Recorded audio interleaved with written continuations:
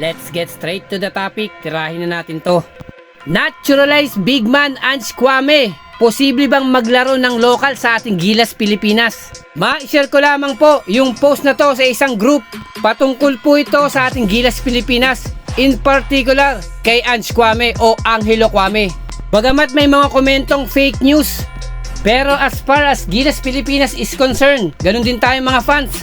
Magandang balita to in addition sa ating local player itong si Ange Kwame. Na nabanggit nga po sa post na to na after 10 years daw po, posibleng maging local player ang isang naturalized player. At yung example niya rito ay yung kay Ange Kwame. Na ito nga pong si Ange Kwame ay napadpad po sa Pilipinas noong 2016. Na kinuha po siya bilang import sa koponan ng Ateneo de Manila University sa UAAP. Sa edad pong 18 or 19 years old.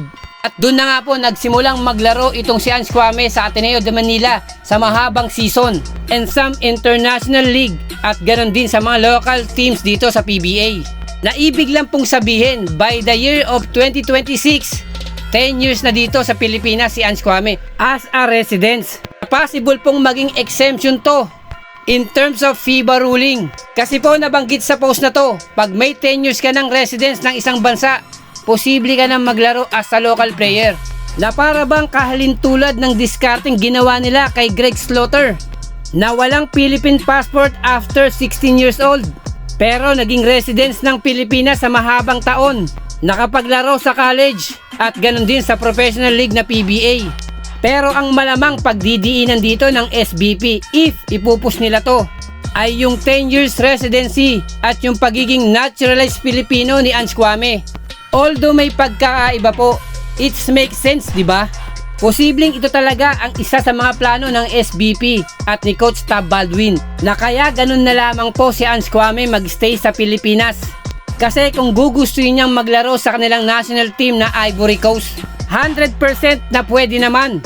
Or maaari din paghahanda po sa pag-retire ni Junmar Fajardo at Japet Aguilar sa ating Gilas, Pilipinas. Ito po kung mamamaterials lang at makakalusot.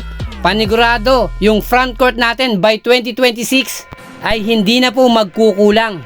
Biruin mo, meron kang Ange Kwame, AJ Edu, Quintin Melora Brown at si Kai Soto. Tapos yung mga wing mo matatangkad rin, mga 6'7", 6'5", 6'8". Ang masasabi ko lang, talagang nakakatakot ang ating Gilas, Pilipinas by the year 2026.